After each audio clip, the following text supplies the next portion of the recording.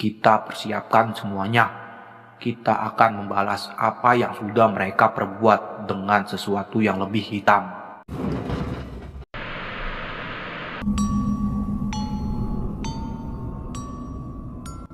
Bismillahirrahmanirrahim. Assalamualaikum warahmatullahi wabarakatuh. Berjumpa lagi dengan saya, Yon El Rosya. Bagaimana kabar kalian? Mudah-mudahan kalian baik-baik saja ya. Dan di cerita ini, saya akan membahas sebuah cerita tentang peperangan antar daerah demi menjaga daerahnya masing-masing. Cerita ini ditulis oleh akun Dioseta. Jika kalian ingin membaca ceritanya, kalian bisa berkunjung ke Twitternya Mas Dioseta. Link akan saya sertakan di deskripsi. Tanpa basa-basi, kita langsung saja mulai ceritanya.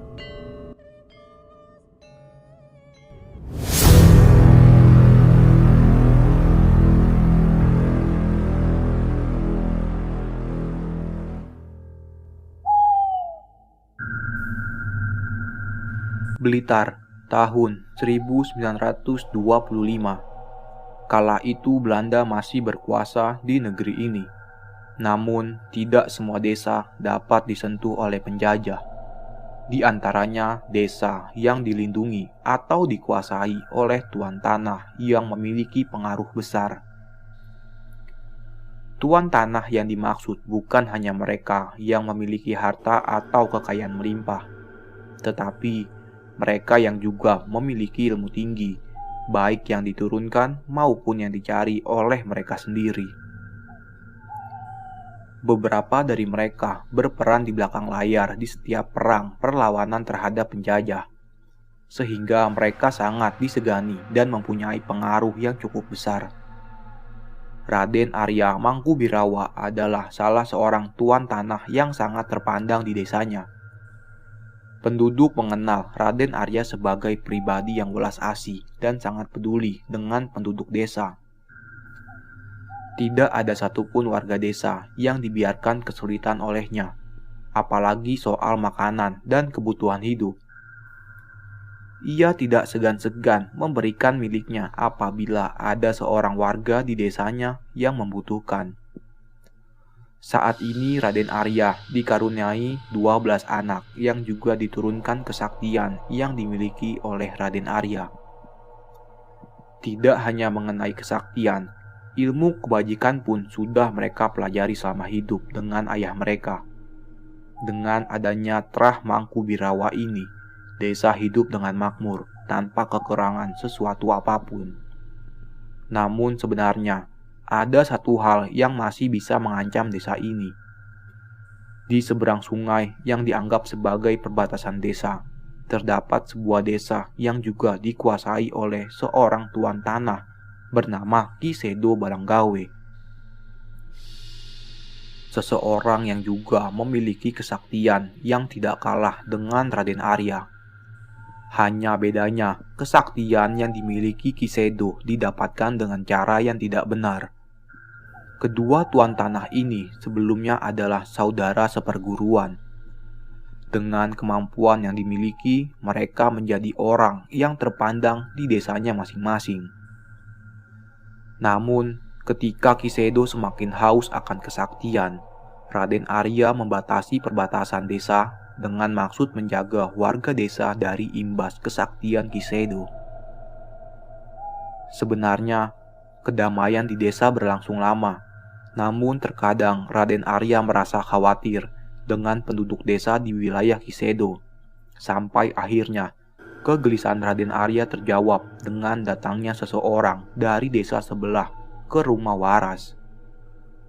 Dia adalah Badar, seorang warga yang awalnya bekerja kepada Ki Sedo, pemimpin Trah Balanggawe. Badar datang dengan tujuan untuk meminta perlindungan kepada Raden Arya selaku pemimpin Trah Mangkubirawa. "Raden, mohon maaf. Saya minta tolong, Raden. Saya minta perlindungan dari Raden," ucap Badar yang terlihat gelisah namun berusaha sesopan mungkin untuk berbicara dengan Raden Arya. Seolah telah mengerti kegelisahan Badar, Raden Arya segera memanggilnya mendekat. "Kesini nak, cerita ada apa denganmu? Perlindungan masalah apa?" ucap Raden Arya. Badar mendekat dan duduk di dekat Raden Arya dan memberanikan diri untuk bercerita walaupun dengan rasa sungkan. "Saya kabur dari rumah tenung Raden.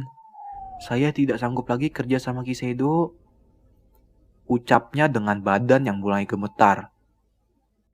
Saya takut keluarga saya dijadikan tumbal selanjutnya."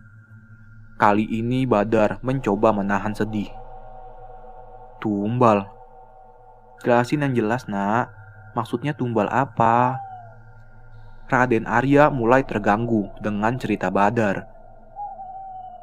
"Ki Sedo, kesaktian Ki Sedo terus bertambah dan ilmunya memakan tumbal dari pekerja dan warga di sekitarnya," jelas Badar kepada Raden Arya. Terlihat Raden Arya gelisah mendengar cerita itu.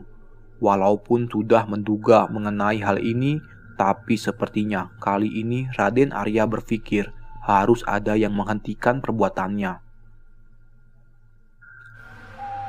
"Sudah, besok saya bilangin sama Sedo.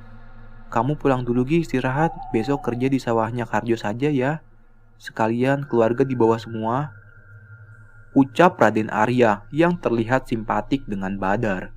"Iya, terima kasih banyak Raden." Mata Badar berbinar mendengar tawaran dari Raden. Ia tidak berhenti bersyukur selama pulang meninggalkan rumah waras.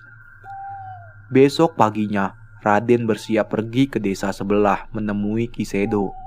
Ia tidak mengajak satupun dari ke-12 anaknya dengan harapan Ki Sedo dan anak-anaknya merasakan niat baik Raden Arya. Saat di perjalanan, Raden bertemu dengan Broto. "Mau pergi kemana, Pak?" tanya Broto, anak tertuanya yang heran kemana bapaknya akan pergi dengan pakaian sebagus ini. "Silaturahmi ke Sedo, Nang. Sekalian mau ada yang bapak bicarakan," jawabnya dengan singkat. Tiba-tiba Broto bicara dengan nada yang berbeda. "Ada perlu apa dan apa yang mau dibicarakan, Pak? Bapak tahu kan, Trah Balanggawe sangat tidak menyukai keluarga kita." "Jangan berburuk sangka dulu, nak. Tidak baik. Bapak pergi dulu, kamu kasih tahu adekmu si Karjo ya. Mulai hari ini Badar kerja sama dia," ucap Raden Arya dengan tegas. Tanpa banyak kata, Broto menuruti perintah ayahnya. Namun, di balik itu, ia punya rencana lain untuk melindungi ayahnya. Ia diam-diam mengikuti ayahnya dengan mempersiapkan pasukannya. Sebuah sungai terlihat membentang sangat panjang, seolah membelah daratan. Sungai ini adalah batas alam wilayah Trah Balanggawe dan Trah Mangkubirawa dengan sebuah jembatan sebagai penghubungnya. Raden Arya mempersiapkan dirinya, karena saat ia meninggalkan batas desa, ia sudah ada di wilayah jangkauan ilmu Ki Sedo. Dan benar, ketika melewati jembatan, Raden sudah dicegat oleh makhluk halus menjaga desa peliharaan Trah Balanggawe. Terlihat 4 makhluk berwujud genderuwo marah yang menghentikan langkah Raden Arya. Ia mendapat penghadang dari keempat makhluk itu. Raden Arya hanya berhenti tanpa melakukan perlawanan. Sebenarnya, jika ia mau, bisa saja ia memanggil seluruh abdi dalam dan menghabisi seluruh demit yang ada di desa itu. Namun, karena tujuan Raden Arya hanya ingin berbicara dengan Ki Sedo, ia mengurungkan niatnya itu, tanpa harus melakukan apapun. Ki Sedo sudah menyadari kedatangan Raden Arya, saudara seperguruannya itu. Seketika udara berubah sangat panas dan angin bertiup sangat kencang. Raden Arya mendengar suara tanpa wujud. "Wah, wah, wah, kita kedatangan tamu agung, saudara lama saya. Raden Arya Mangkubirawa, biarkan dia lewat. Ucap suara yang terdengar di tempat itu, seolah mengerti maksud darinya. Keempat genderuwo itu menyingkir dan membuka jalan untuk Raden Arya. Di sisi lain, Broto yang memperhatikan kejadian tadi merasa kesal melihat ayahnya dihadang dan diancam. Yang ia tahu, ayahnya Raden Arya Mangkubirawa selama ini selalu mendapatkan perlakuan hormat. Belum pernah dia melihat ayahnya direndahkan seperti ini. Raden berjalan dengan tenang memasuki halaman rumah tenung. Di tempat itu ia merasa kehadirannya sudah ditunggu. Semua terlihat dari kehadiran Ki Sedo yang sudah menyambutnya di halaman rumah tenung. "Sedo, saudaraku, apa kabar?" ucap Raden Arya membuka pembicaraan. Hahaha, sangat baik Raden. Balas Ki Sedo. Ada apa gerangan seorang pemimpin terah Mangkubirawa yang agung sampai jauh-jauh kemari? Raden Arya menghela nafas. Ia harus berhati-hati untuk menyampaikan tujuannya kemari. "Sebelumnya saya minta maaf terlebih dahulu apabila lancang atau menyinggung," buka Raden Arya. "Aku mau meminta izin agar pekerjamu yang bernama Badar boleh diizinkan untuk bekerja untuk anakku, Karjo." Raden Arya berbicara dengan sopan. Raut wajah Ki Sedo terlihat tidak senang. Ia menatap Raden Arya dengan wajah yang mulai terlihat kesal. Badar, tidak bisa. Pekerjaannya di sini memiliki peran yang sangat penting. Tolak Ki Sedo dengan tegas. Sebenarnya Raden Arya sudah menduga akan hal ini. Namun ia masih berharap apabila ia sendiri yang datang menemui Ki Sedo, mungkin saja bisa mengizinkannya. "Kalau peran penting yang kamu maksud itu menjadikan Badar sama keluarganya sebagai tumbal, lebih baik segera kamu urungkan niatmu itu, Sado. Ini nasihatku sebagai saudaramu." Raden Arya berusaha menyampaikan pesannya dengan bijak. Jadi, sebenarnya apa maksud kedatanganmu? "Aku sudah menyampaikan maksudku, berhentilah mempelajari ilmu gelap yang saat ini sedang kau sempurnakan. Ingat pesan Maha Guru agar kita selalu bisa hidup bermanfaat bagi orang lain." Raden Arya mencoba melanjutkan ucapannya. Mendengar kalimat terakhir yang diucapkan Raden Arya, Ki Sedo langsung berdiri menunjuk wajah Raden Arya dengan kesal dan berbicara dengan suara yang menggelegar. Hei Raden Arya, kau pikir siapa kamu sudah berani berbicara seperti itu? Kali ini Ki Sedo tidak lagi menahan sikap sopannya. Siapapun yang sudah berani ikut campur urusanku, maka hidup matinya juga adalah urusanku. Ucap Ki Sedo yang terlihat menantang. Setelah mendengar ucapan Ki Sedo, tanpa menunggu lama, kedelapan anak Ki Sedo segera mengelilingi Raden Arya. Tak hanya itu, lebih dari 20 murid ilmu hitam Ki Sedo juga bersiap mencelakai Raden Arya. Rupanya, entah apapun yang disampaikan Raden Arya, Ki Sedo tetap bertujuan untuk mencelakai saudara seperguruannya itu. Di tengah ancaman itu, Raden Arya terlihat sangat tenang. Walaupun sebenarnya tanpa bantuan dari anak-anaknya, ia tidak yakin bisa bertahan dari gempuran Ki Sedo dan anak-anaknya. Bodoh, ini adalah kebodohanmu. Datang ke rumah tenung sendirian tanpa perlindungan sama saja seperti menyerahkan nyawa. Sepertinya anak-anakmu sudah tidak peduli dengan keselamatanmu. Hahaha. Ucap Ki Sedo dengan bangga. Tanpa menunggu lama, seluruh anak buah Ki Sedo mulai mengerahkan ilmunya. "Rasakan ini Raden, nikmati rasa sakit yang sebentar lagi akan..." Belum sempat selesai berbicara, ke-20 murid Ki Sedo yang seharusnya melancarkan serangan malah berakhir tergeletak dengan memuntahkan darah. Melihat itu, Ki Sedo dan anak-anaknya panik. Tetapi Bahrun, anak tertua Kisedo, langsung menyadari siapa yang melakukan ini semua. Keluar kamu Broto, berani sekali kamu menumpahkan darah anak muridku. Ucap Bahrun yang menyadari keberadaan Broto, anak tertua Raden Arya. Mengetahui keberadaannya sudah disadari oleh Bahrun, Broto menampakkan diri dan menghampiri Raden Arya. Menyadari akan keberadaan Broto, Kisedo segera memerintahkan demit-demit peliharaannya untuk menyerang Raden Arya. Berbagai demit muncul di hadapan Raden, mulai dari genderuwo merah yang menghalangi jembatan, makhluk besar seperti kelelawar, hingga mayat perwujudan prajurit zaman dahulu. Yang lebih mengerikan, mereka sudah dibekali ilmu hitam yang mana setiap serangannya bisa menghabisi seorang manusia biasa dalam sekejap. Serentak, demit-demit itu menyerang Raden Arya mengikuti perintah Kisedo.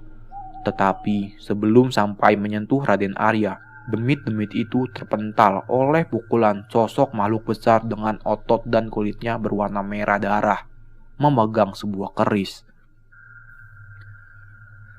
Terlihat sebuah mahkota terpasang di kepalanya. Itu adalah Kiranu Banyuwira Ingon terkuat milik Broto. Terlihat wajah Broto sudah dipenuhi emosi. Ia mencoba membalas perlakuan Kisedo pada ayahnya itu. Kalian tahu bapak kami, Raden Arya Mangkubirawa. Bapak adalah keturunan murni Mataram yang menjadi pimpinan Trah Agung Mangkubirawa.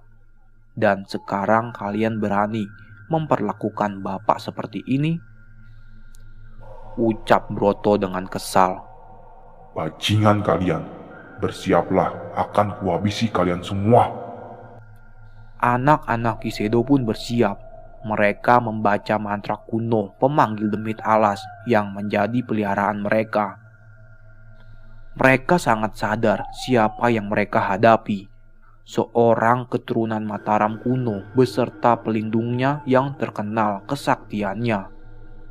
Bahkan hanya dengan melihat kerisnya saja, mereka sudah tahu betapa kejamnya kemampuan Ingon Broto yang bernama Kiranu. Tidak terhitung berapa banyak nyawa melayang di tangan Kiranu lewat kerisnya, sampai kerisnya pun berwarna merah darah. Suasana rumah tenung semakin mencekam. Terlihat demit alas dari seluruh desa dan hutan di sekitarnya berkumpul di sana. Kekuatan hitam dari anak-anak dan murid Kisedo terlihat menyelubungi rumah tenung seolah akan dimulai sebuah perang besar. Sudah Broto, hentikan, kalian juga, teriak Raden Arya dengan wibawa yang mampu membuat mereka semua terdiam. Rupanya Raden Arya menyadari kehadiran anak-anaknya yang menyusul dengan membawa pusaka dan pengikutnya masing-masing. Padahal dengan keberadaan Broto saja sudah mampu membuat Kisedo dan anak-anaknya gentar. Selama ini mereka memang benar sudah mendengar kabar simpang siur mengenai kehebatan Trah Mangkubirawa. Tapi ketika melihatnya sendiri, seperti sekarang mereka tak mampu berkata apa-apa. Sedo, aku masih anggap jenengan itu saudaraku. Aku tidak mengerti mengapa kamu bisa berubah semenakutkan ini. Apa yang keluarga kamu lakukan tadi kuanggap sebagai bentuk penghinaan yang tidak bisa kumaafkan. Aku memberikanmu waktu untuk berubah. Akan kutinggalkan seekor ayam di perbatasan. Jika dalam 3 hari ayam itu masih hidup, maka aku anggap itu itikat baik dari dirimu. Tetapi jika dalam 3 hari ayam itu mati, maka bersiaplah seluruh anggota Trah Balanggawe akan lenyap dari bumi Mataram ini. Raden Arya dengan bijak memberikan kesempatan kepada Trah Balanggawe untuk berubah. Bersamaan dengan kalimat terakhir dari Raden Arya, muncullah sosok Juru Kiting, Panglima Perang Mataram yang tersohor. Sontak, wajah Kisedo berubah. Ia sadar bahwa ia harus segera memutuskan menerima tawaran dari Raden, atau tetap pada pendiriannya yang mungkin bisa berakibat fatal bagi Trah Balanggawe. Setelah kejadian itu, seluruh keluarga Trah Mangkubirawa meninggalkan rumah tenung. Seekor ayam yang dijadikan sebagai perantara perjanjian ditinggalkan di perbatasan. Untuk mengamankan desa, sekeliling wilayah Trah Mangkubirawa dikelilingi dengan pagar goib dan seluruh anggota keluarga mempersiapkan diri untuk hal terburuk. 3 hari digunakan untuk melakukan ritual pemurnian batin dengan puasa mutih dan menjalin kekuatan leluhur dan memohon keikhlasan yang maha kuasa atas yang akan terjadi nanti. Setiap hari tirakat singkat dilakukan di desa itu bukan hanya untuk mengharapkan perlindungan, melainkan juga berharap agar Trah Balanggawe mau membuka matanya dan bertobat. Di sisi lain, dengan ajian mata Langsakti, Trah Mangkubirawa memantau pergerakan dari Trah Balanggawe. Dari penglihatannya itu, mereka melihat Kisedo dan keluarganya terlihat lebih sibuk.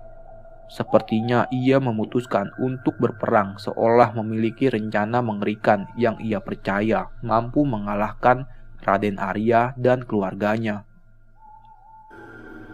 3 hari berlalu, seluruh kekuatan besar Trah Mangkubirawa pergi menuju perbatasan. Seluruh warga desa dilarang untuk keluar rumah sejak pagi hari, apalagi melewati perbatasan desa yang telah dipasang pelindung. Sesampainya di pinggir sungai, Broto yang ditugaskan ayahnya sebagai pemimpin rombongan diperintahkan untuk mencari ayam yang ditinggalkan oleh ayahnya.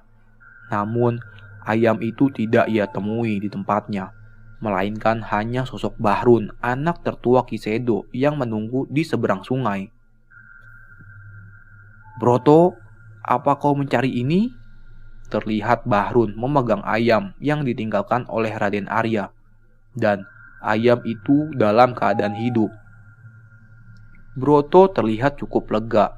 Sepertinya keluarga Balanggawe kehabisan cara untuk menghadapi keluarga Mangkubirawa dan memutuskan untuk mengurungkan niatnya. "Keputusan yang tepat, Bahrun. Aku tahu kamu masih ada kebaikan di hati kalian. Mari ke rumah. Kalian semua kami undang dan kami jamu di rumah waras," ucap Broto dengan senyum di wajahnya. Ia sangat senang apabila bisa menghindari pertempuran yang pasti akan mengorbankan banyak nyawa. Mendengar ajakan Broto, Bahrun terdiam. Sebuah senyuman muncul dari bibirnya. Bukan menanggapi ajakan Broto, Bahrun justru memotong kaki ayam tersebut, menggigit lehernya, dan menghisap darah ayam itu hingga habis. "Hahaha. Hei, kalian Trah Mangkubirawa. Apa kalian pikir kami akan menuruti perintah dari kalian? Apa kalian pikir kami takut lalu tunduk kepada kalian?" teriak Bahrun dengan sombongnya. "Majulah, kami sudah mempersiapkan kematian yang pantas untuk kalian," lanjut Bahrun.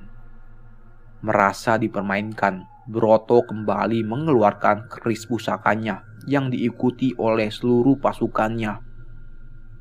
"Bajingan kau Bahrun, kau mempermainkan kami.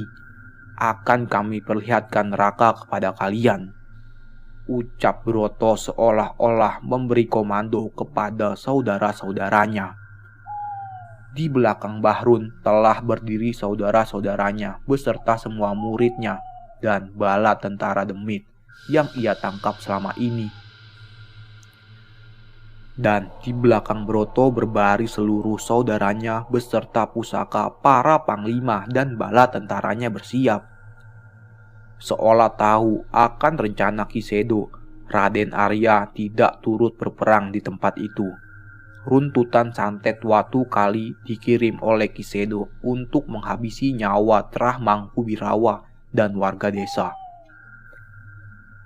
Namun Raden Arya menangkalnya dengan santet Getih Abang yang mampu melumpuhkan musuhnya tanpa harus membunuh. Pertempuran sengit terjadi di perbatasan. Satu demi satu mayat bergelimpangan dari kedua belah pihak. Selama 3 hari 3 malam adu ilmu fisik maupun batin terjadi di sana.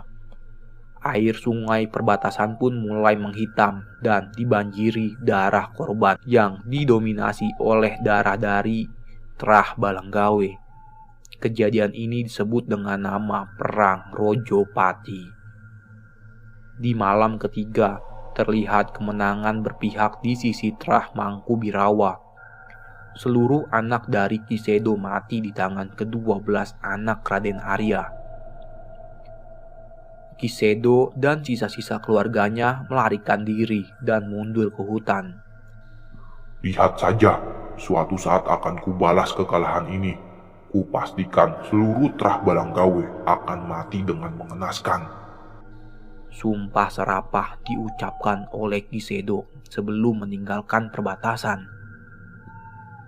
Setelah memenangkan pertempuran, Broto dan pasukannya kembali ke desa dan membersihkan sisa-sisa pertempuran. Walaupun pertempuran telah usai, Broto masih melihat gelagat aneh dari Kisedo yang mundur ke hutan. Kondisi desa berangsur-angsur pulih, tidak ada satupun warga desa yang terluka. Namun, mereka membantu merawat anggota keluarga Raden Arya dan pasukannya yang terluka. Seminggu setelah perang usai, keluarga Raden Arya harus pergi untuk melaksanakan tirakat muti getih selama 1 bulan di lembah Argopuro. Hal ini dilakukan dikarenakan mereka merasa desa sudah aman dan untuk mempersiapkan kesaktian yang sudah mereka gunakan selama perang agar dapat digunakan sepenuhnya lagi saat ada ancaman lain. Untuk menjaga desa, Raden Arya memerintahkan kedua anak bungsunya Nyi Murti dan Cak Bahar untuk mengawasi desa dan sisa wilayah keluarga Balanggawe. Walaupun tidak ada kejadian aneh, Nyi Murti dan Cak Bahar tetap berjaga untuk menghindari hal yang tidak diinginkan. 1 minggu setelah kepergian Raden Arya, satu persatu warga desa terserang penyakit yang aneh. Warga yang terserang penyakit ini tidak bisa tidur dan kulit mereka tidak bisa terkena air. Sehingga banyak warga yang tidak mandi, tetapi keringat mereka mengeluarkan bau yang sangat menyengat. Nyi Murti dan Cak Bahar tidak bisa tinggal diam melihat warga desa yang tersiksa terkena penyakit-penyakit ini. Mereka sekuat tenaga berusaha menyembuhkan warga dengan ilmu yang mereka miliki. Namun ternyata semua itu berakibat fatal. Setiap Nyi Murti dan Cak Bahar berhasil menyembuhkan satu warga, sebuah luka timbul di tubuh mereka. Mereka mencoba berhenti, namun tidak tega melihat warga desa yang tersiksa dengan penyakit ini. Sampai akhirnya Nyi Murti dan Cak Bahar sekarat dengan luka yang ditimbulkan itu. Ingon milik Cak Bahar pergi ke lembah Argopuro untuk memberitahukan kondisi keduanya kepada Raden. Namun, sayangnya Raden Arya belum selesai dari tirakatnya. Hanya Warjo yang sudah selesai dan segera menggunakan kemampuan penerawangannya untuk mengetahui apa yang terjadi. Santet walang sengit. Warjo menemukan jawaban atas semua kejadian yang menyerang warga desa, hingga membuat kedua adiknya sekarat. Santet walang sangit adalah santet dalam bentuk penyakit yang disebarkan dalam bentuk wabah. Santet ini sebenarnya tidak mematikan untuk mereka yang berilmu. Namun, ketika puluhan santet ini dikumpulkan di satu tubuh, sudah pasti akan berakibat fatal. Dari kejadian ini, Warjo mengambil kesimpulan Trah Balanggawe masih ingin melanjutkan perselisihan ini. Dengan sabar, ia menunggu bapak dan saudaranya menyelesaikan tirakat mereka. Setelah bapak dan saudara selesai, Warjo menceritakan semua yang terjadi dan segera bergegas menuju desa. Di pintu masuk desa, mereka melihat begitu banyak dedemit kiriman yang berkerumun mengepung desa. Segera, Broto menghenus kerisnya dan membiarkan Kiranu Ingonya menghabisi dan mengusir demit-demit itu. Di rumah Waras, mereka melihat kedua adiknya dalam kondisi yang mengenaskan, dengan luka-luka yang membuat mereka hampir tidak dikenali. Tangisan seluruh anggota keluarga pecah begitu menyadari adik-adiknya masih bernyawa, namun sukma mereka sudah menjadi santapan para dedemit tadi. Setelah dimandikan menggunakan jarik kuning, Nyi Murti dan Cak Bahar pun meninggal dan dikuburkan di pemakaman keramat milik keluarga. Selama seminggu penuh, Raden Arya tidak berhenti nangis. Ia menyalahkan dirinya dan merasa kematian kedua anaknya merupakan kecerobohan yang membiarkan mereka yang belum memiliki cukup ilmu untuk menjaga desa. Kondisi Raden Arya yang lemah ini segera dimanfaatkan oleh Ki Sedo untuk mengirim keris Putu Barong untuk menghabisi Raden Arya. Sebuah serangan yang tidak terduga menyerang rumah Waras. Anak-anak Raden Arya masih sibuk mengurus warga desa yang terserang penyakit. Tanpa sadar, Raden Arya dalam kondisi lemah. Dan ketika melihat adanya serangan, mereka bergegas ke rumah Waras. Namun, yang mereka temukan adalah tubuh Raden Arya yang sudah dicabik-cabik dengan mengenaskan oleh keris Putu Barong kiriman Ki Sedo. Dengan kondisi itu, terlihat Raden Arya masih mempertahankan kesadarannya. Ia sengaja menunggu ke-10 anaknya yang ia yakin pasti akan datang. "Lek, dengerin bapak. Waktu bapak sudah tidak banyak." Raden Arya mulai berbicara ketika semua anaknya berkumpul. Beberapa dari mereka mencoba menolong ayahnya, namun terlihat sia-sia. "Ini titah bapak, jaga warga desa, dan jangan biarkan Sedo melakukan kejahatan lebih jauh dari ini," ucap bapak dengan nafas yang tersengal-sengal. Seluruh anak Raden Arya mengangguk, menyetujui titah ayahnya dengan menahan tangis dari matanya. "Kamu Karjo, walaupun kamu bukan yang tertua, kamu yang akan menjadi pemimpin terah berikutnya. Karena terah ini butuh pemimpin yang bisa berpikir jernih dan tidak gegabah, tetapi tegas sepertimu. Kamu tidak keberatan kan, Broto?" ucap Raden Arya kepada Karjo sembari meminta persetujuan dari Broto. "Tidak bapak, saya tidak keberatan. Karjo memang yang paling pantas mengemban tugas ini," Broto menyepakati pesan ayahnya. Mendengar pesan ayahnya dan kakaknya yang telah merestui, Karo menerima tanggung jawab ini dengan tangan saudara-saudaranya di pundaknya dengan maksud memberikan dukungan. Melihat itu, Raden Arya tersenyum. Sekali lagi, ia memaksakan dirinya untuk berbicara. "Bapak pamit, jaga dan lindungi semua saudaramu." Tepat setelah kalimat terakhir, Raden menghembuskan nafas terakhirnya.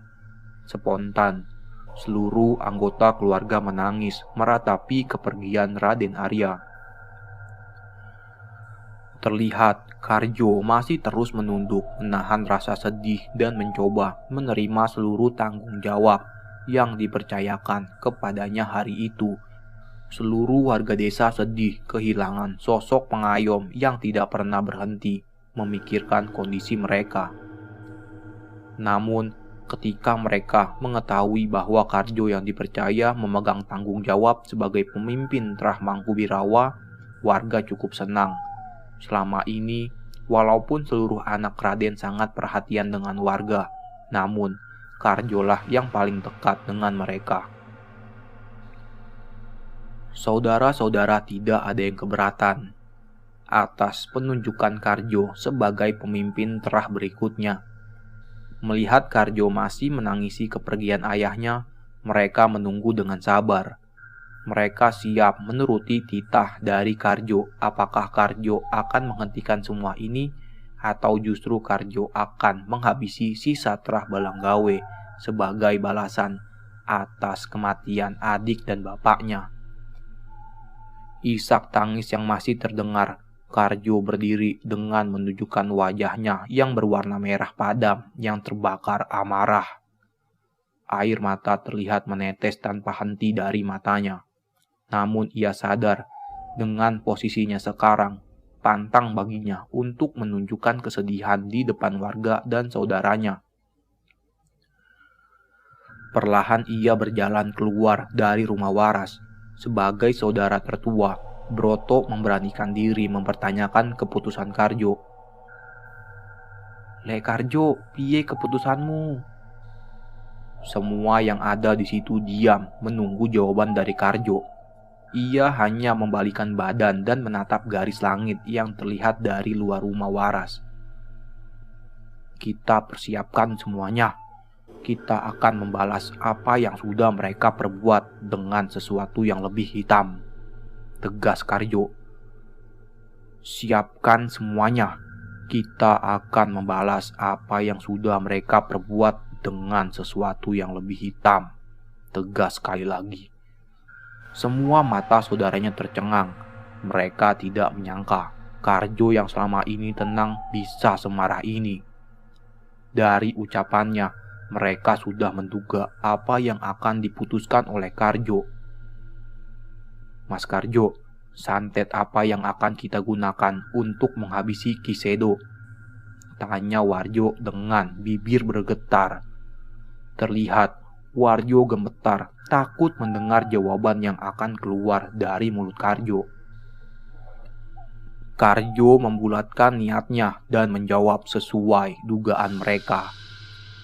"Santet balung ireng." Meh.